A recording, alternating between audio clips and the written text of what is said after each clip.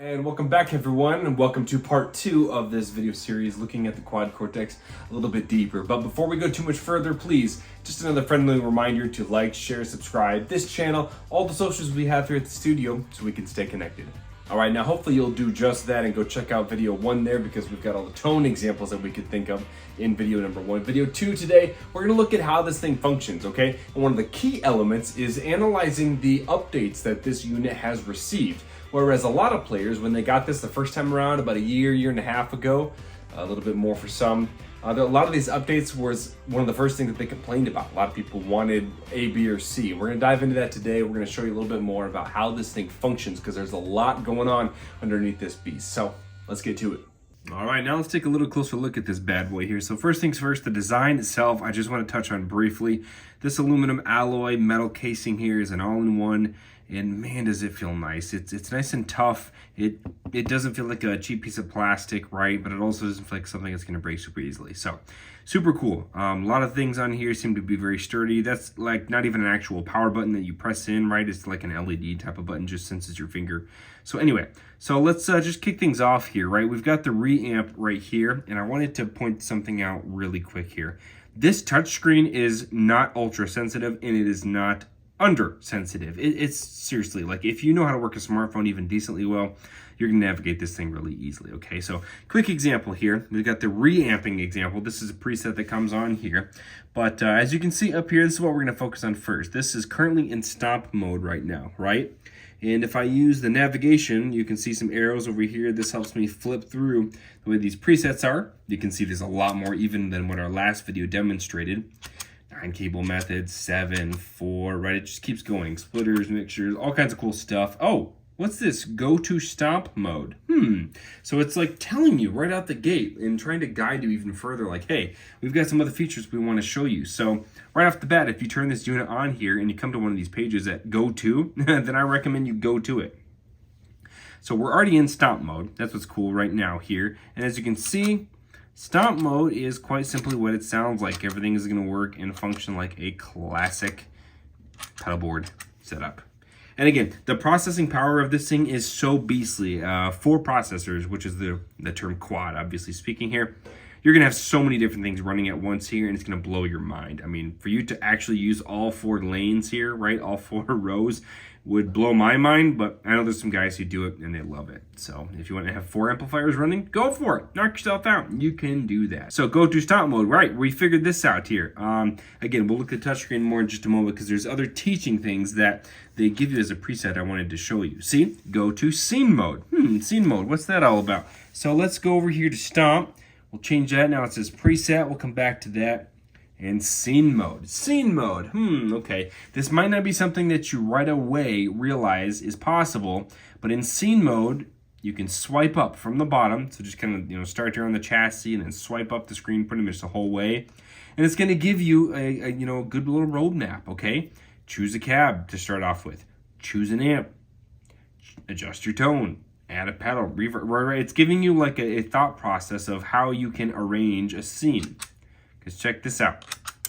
Each scene is going to give you a whole new snapshot, as some of the other companies call it, of that sound. See all these scenes here? Okay, it's like obviously those were the first 2. Those are still nearby. Splitters and mixtures, 4 cable method, 2 guitar. Right, that scene mode is going to let you just switch to it. Right, you can either touchscreen or you can click on it right away. That's kind of a cool thing too. I really liked this feature. I stumbled upon it. Just clicking on it, makes it even bigger with this view. So you can keep it on this screen all day long, all night long, whatever your show is perhaps. But if you prefer to just look at it a little bit bigger, maybe, okay, it's gonna keep switching through them and showing you, which I think again is super cool the way that they moved it over to the left when you're working with these that are more on the left side here throughout the night, so that if you just you're far away from the Quad Cortex and you just look and you're like, man, where am I in the night? This type of view is really nice. And you just press it again if you want to go back to just the 4 view and then just close it right there. Stomp mode, okay? Because stomp mode, right, this is going to get us through. We start getting through some of those other presets. There's another reamp example. We already touched on that. Right, here we go. This is what most of us are used to seeing, right? What amps does it offer? Okay, well, stomp mode, that's going to give you the answers that you're looking for. okay? And again, you can even swipe up even in stomp mode, and it's going to show you where these things are placed. Okay, so now let's look at the touchscreen feature here, okay? And we just, again, you just simply just click on it. It's that easy and it's that sensitive, okay? I'm gonna wait to reveal some of these switch features here in just a moment here. But let's say I don't like this one being down on G, okay? Press the target foot switch to assign.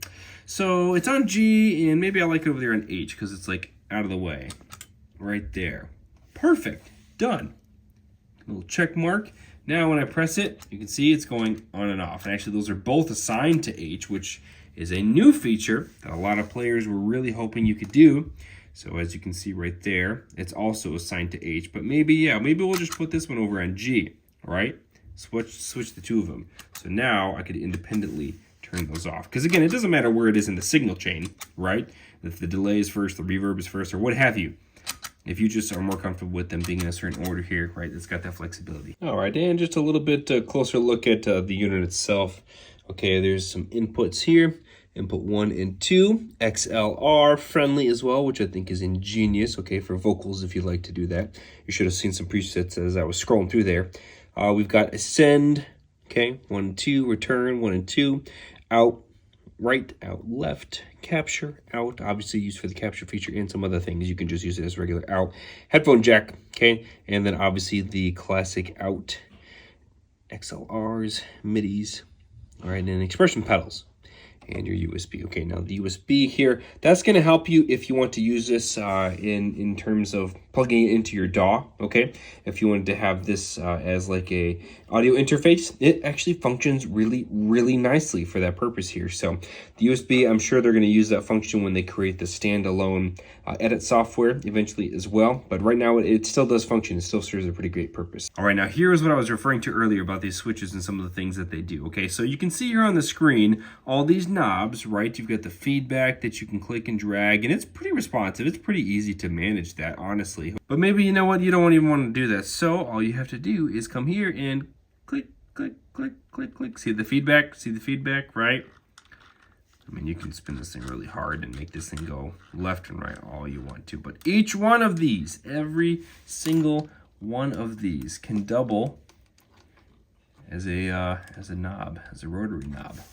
And I love this feature. I can't tell you how many times that other pedal boards, like they make you use a touchscreen only or the little buttons and you just keep clicking, like that's just out the window, ladies and gentlemen, okay? This is the thing in the future right here. I'm telling you the way that they've got this design, okay? And of course, you got some of the other basic features up here, like creating some new file type names, okay? Saving it, right? Simple as that. You can swap scenes, very cool. It's a newer feature as well. And a couple of things here. We've got the new neural capture. Obviously, we go into here if we want to start capturing a guitar pedal or a guitar amplifier, okay? And it's cool because it gives you the step-by-steps. I think that is just ingenious. It's literally going to tell you what to do, what to plug in and where to plug it in and what to ignore, you know? Or you can skip the diagram if you've done this a bunch of times. So we're not going to go through the process here. It's about a 5-minute process, a little bit longer actually, and it makes some very strange noises. So I would recommend if you do any kind of capturing to make sure that you're okay with some really loud, really weird pops and dings and zings coming out of whatever device that you're capturing, okay? This is where you can link your little cloud profile, okay? You can navigate to the Wi-Fi because this device actually updates itself, or whatever kind of presets you upload to your neural DSP cloud, right? It syncs it to your unit via the Wi-Fi, okay? MIDI settings, device options, brightness, all kinds of stuff. There's just endless ways to make this thing absolutely your own. It's more than an amplifier. It's more than an effects board.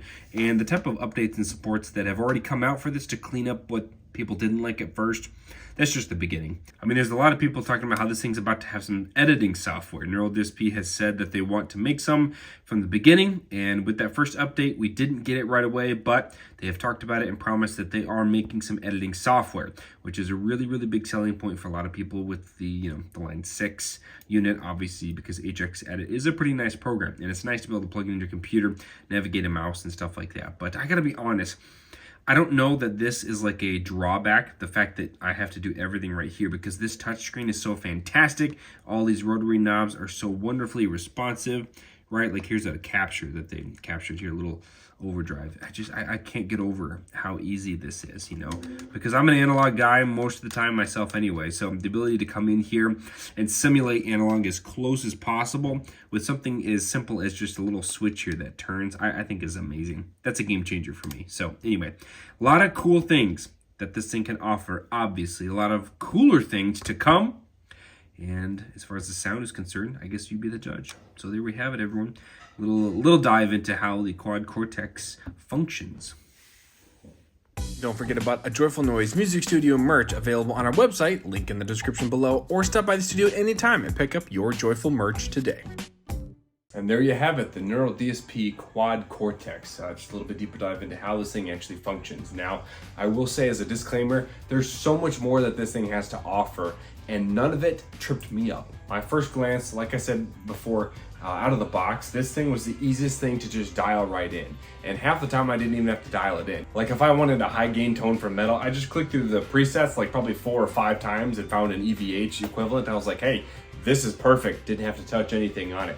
Same thing with some clean tones, all right? There's plenty of like Vox amps, Fender amps, everything that they've simulated in here and captured too. And like I said, the community, the Neural DSP community is just exploding day after day after day with people like yourselves capturing pedals, okay, capturing guitar amps that maybe you don't have the money to afford and you want the sound. Hey, you know, like this is gonna give you that opportunity to play that kind of stuff or as close to it as you can without dropping, you know, 5 grand, 10 grand on some kind of boutique amplifier. So this is really truly a game changer. I've said it before and I'll say it again.